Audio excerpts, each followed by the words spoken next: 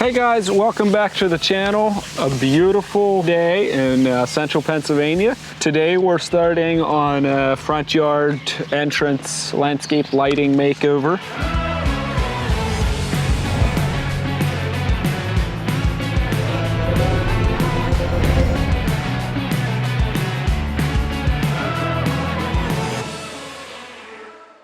Last summer we did this project, which is just some Black Hill steps coming down here. I threw a few plants in, which are doing really well. Now we're back a year later to do the rest of the house, which is in need of some help.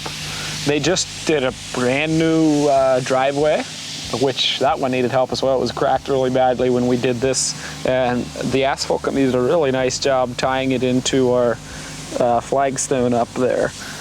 So, house entrance, completely redoing the landscape, tearing all of that. It's pretty overgrown. Most of the stuff is too big for where it's at. So we're gonna tear all of that out. They have some very old pavers that are starting to fail pretty badly. So we're gonna tear that out, put in a new walkway from Techo Block Blue 60 paver with a Techo Block Villaggio border. And then we're doing two nice landscape beds on either side of the driveway with some lighting in. It's gonna be a pretty awesome transformation. Eric's got me some nice designs, pretty pictures. Let's go take a look at this over here. So, some views, landscape of the past century. Some burning bush. The hardscape, whoever did this actually did a really good job with the base preparation. It's not sinking or settling. It's a low quality paver. It's starting to pit pretty badly.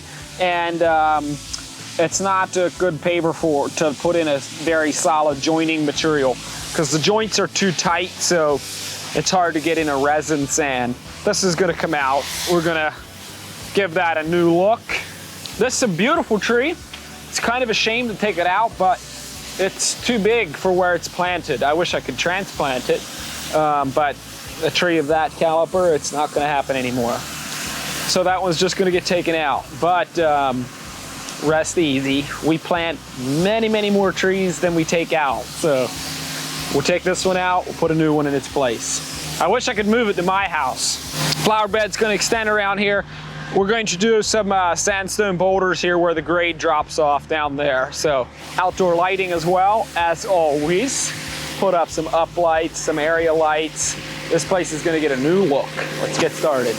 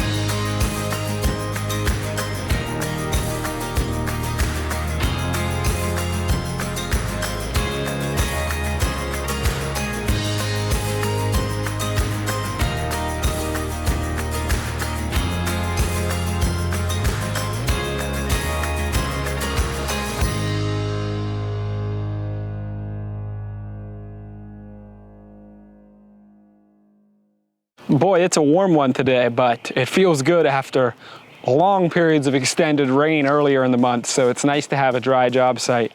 I'll take the heat.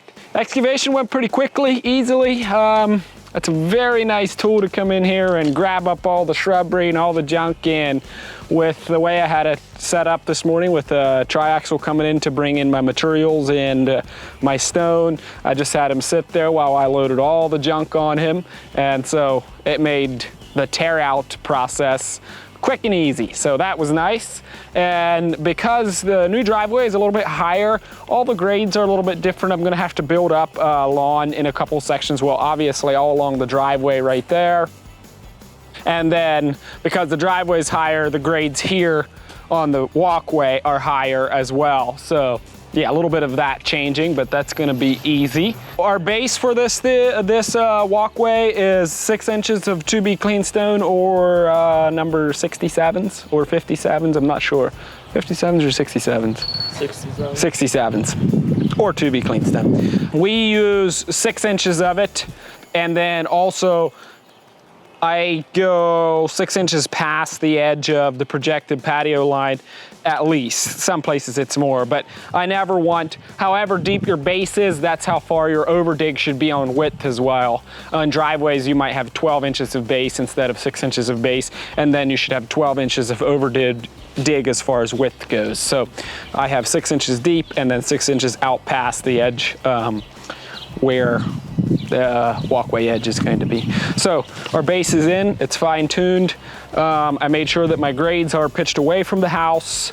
That way we don't have any water, and that everything has a slope to it so that I don't have any standing puddles of water.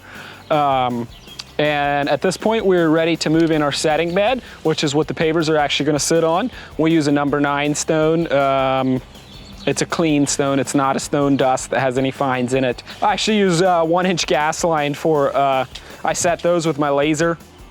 And then once they're set exactly the way I want, put down my stone material and drag it out with an aluminum screed bar. Those are really nice and light, and they don't flex too much. So once the setting bed is in, we're gonna square off the house and start laying some pavers.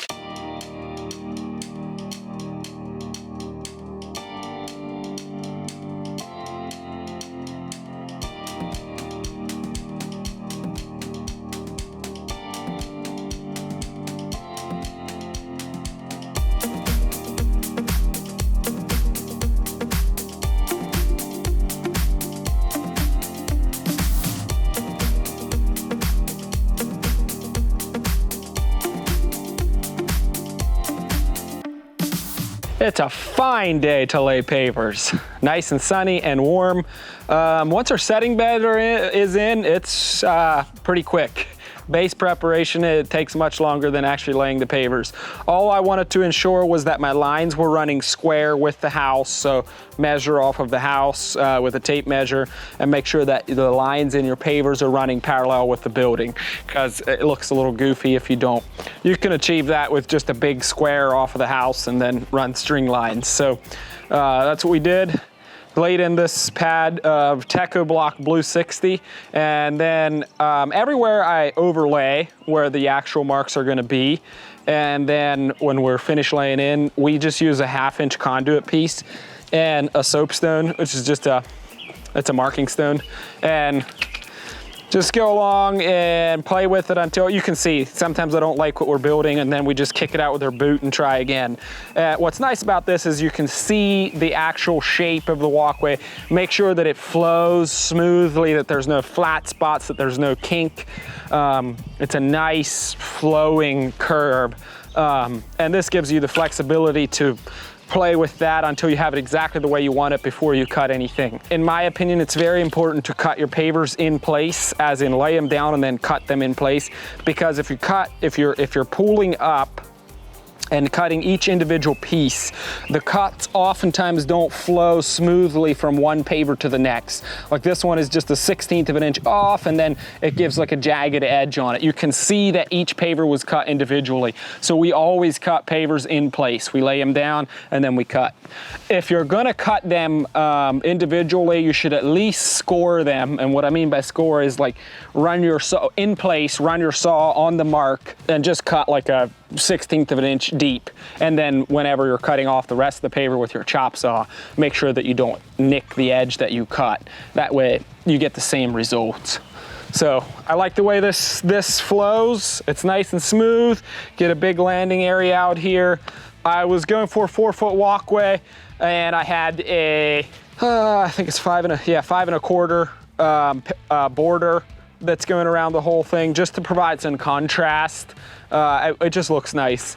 So I subtracted that off my 4 feet when I was marking. So this is smaller than 4 feet, but once I put my border on, it's gonna come in at 4 foot. So let's get to the messy part, and the loud part, and the back breaking part.